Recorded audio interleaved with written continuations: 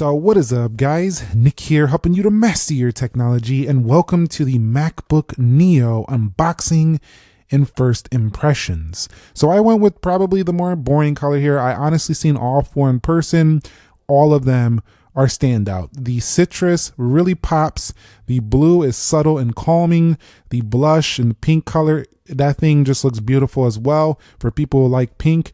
But I had to go with silver, mostly because I like products that don't show scratches much. This silver is not going to do that too much. And also, I was really leaning towards the citrus, but I don't like, when the product's a year old and that looks like last year's color.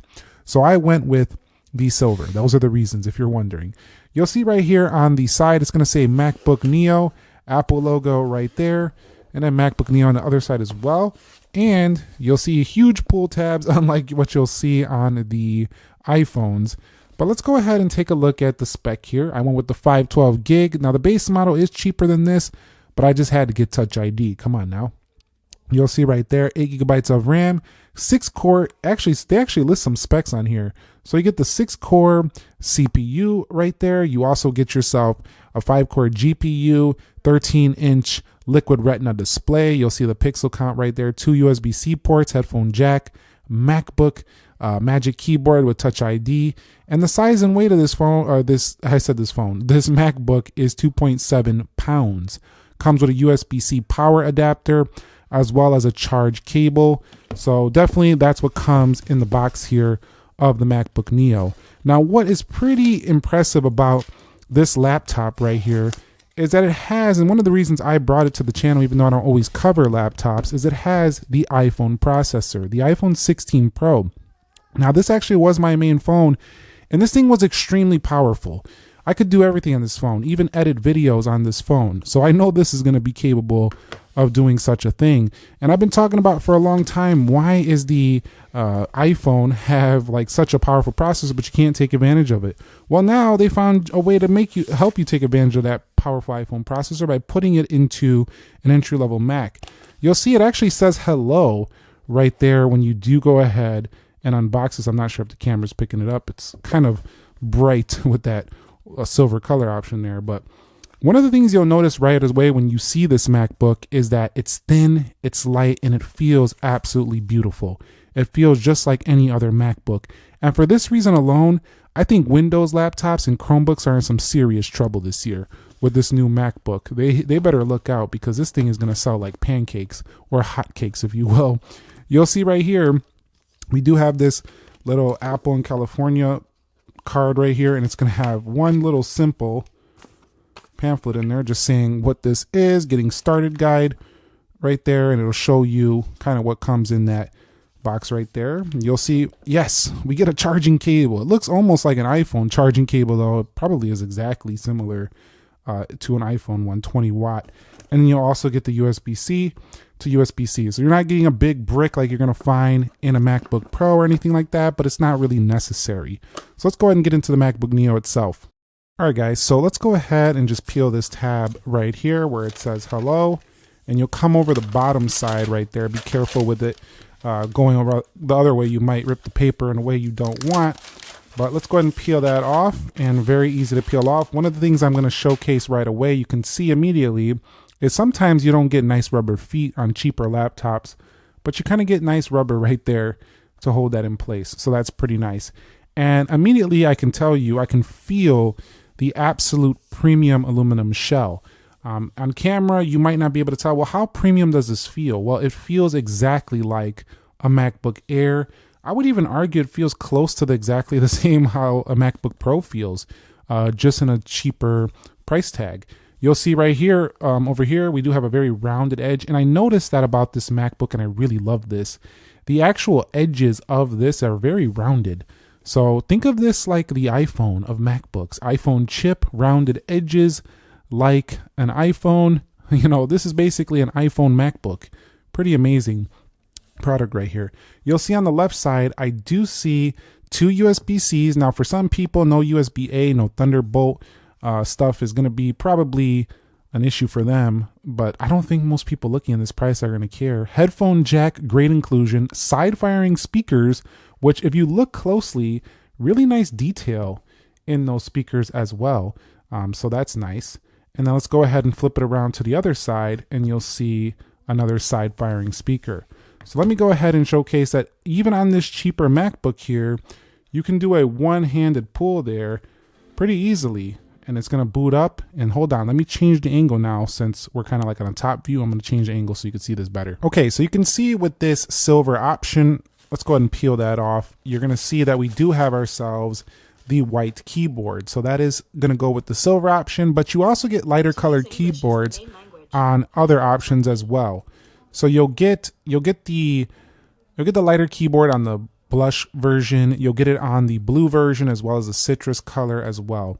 And so that's a pretty nice touch because most of the pros and other MacBooks have a black keyboard.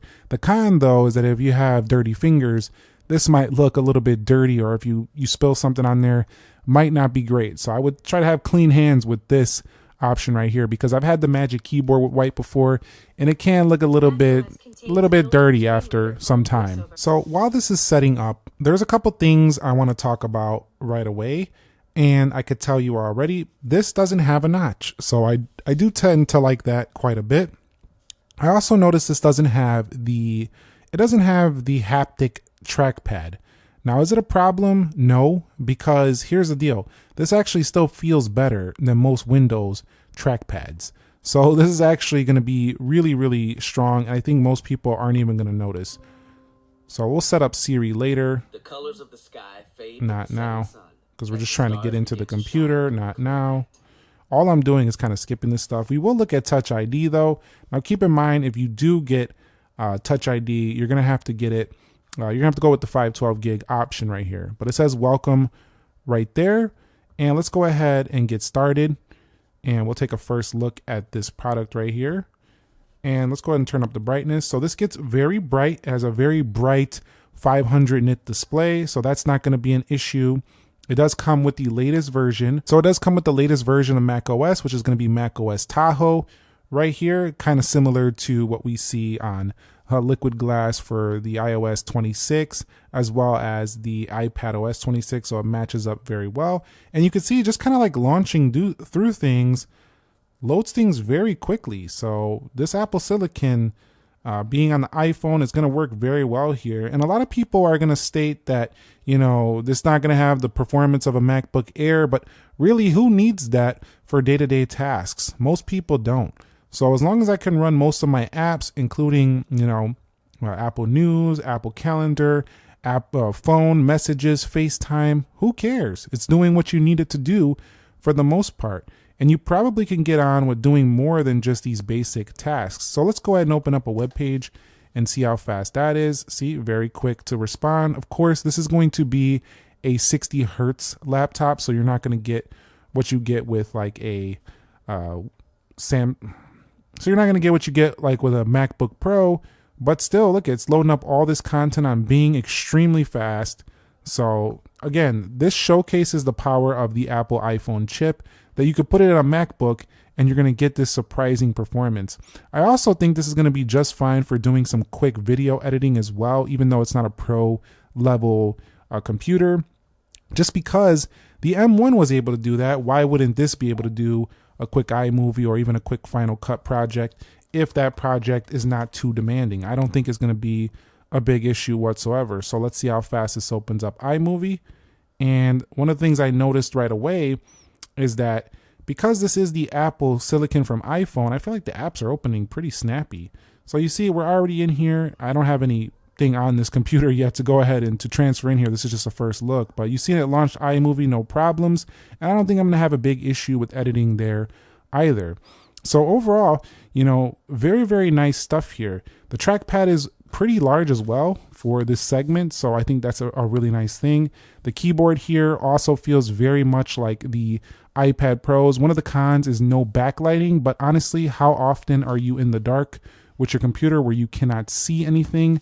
I don't think it's going to be all that often. I do think a lot of people work on their computers during the day time, so I think people in coffee shops are going to be fine. There's plenty of light. I think people at school are going to be fine. Plenty of light. Libraries, plenty of light.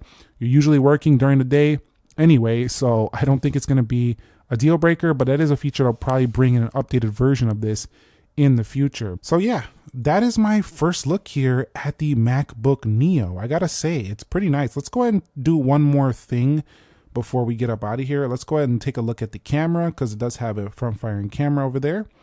And we'll see how this looks. Looks pretty great to me. Actually, that looks much better than a lot of cheaper computers you're gonna get in this segment. So this is just, man, this is an exciting product for Apple. A little bit of, there's the loading sign first time on Photo Booth. That's probably because it's doing this stuff on the side, but it's not gonna crash or anything. It just has that right there. So when that happens, this has actually occurred on pretty much all MacBooks in the past. All I do is I go over here, force quit, and I just force quit all the apps real quick, and then it just closes everything out and we're back up and running. So not a major issue whatsoever right there. Just the Photo Booth was getting a little bit slow, but that doesn't mean the computer's slow. Overall, pretty fun. One thing I also want to do before we get up out of here is take a look at the wallpapers, because the MacBook Neo does come with its own new set of wallpapers. So if we go right here, we can kind of find them. They should be down here. So you'll see the yellow one that goes with the citrus. And one of the things I like about the silver is that it's a kind of a neutral color. So you could put any wallpaper you want on there and it kind of goes with this pretty well. So definitely rather nice. Battery life on this should also be pretty good. It's rated to be like 16 hours, so that should be pretty decent. You also do get yourself a 6E Wi-Fi. You also get Bluetooth 6, so that should be pretty good. And one of my favorite things is this is fanless. So there's no fans in here, which means it's going to perform extremely quietly. So if you don't like loud laptops, there you go. So my final take on my first impressions is this is really going to be a student's dream laptop. I think for the price, we're going to see these things everywhere. You really are. Definitely going to see these in college campuses. You're going to see them at coffee shops. You're going to see these things everywhere, I feel like. And this is just the beginning. I cannot wait to see where Apple goes from here with the upcoming Neos. The ones that are going to be upgraded. This is already really, really fantastic. This reminds me of when M1 came out, but for the budget side of things. I think the road down the line is looking very, very prosperous and very, very good for this product line. I think we're going to see the newer iPhone chips make their way in there, and I think this line is going to continue to excel.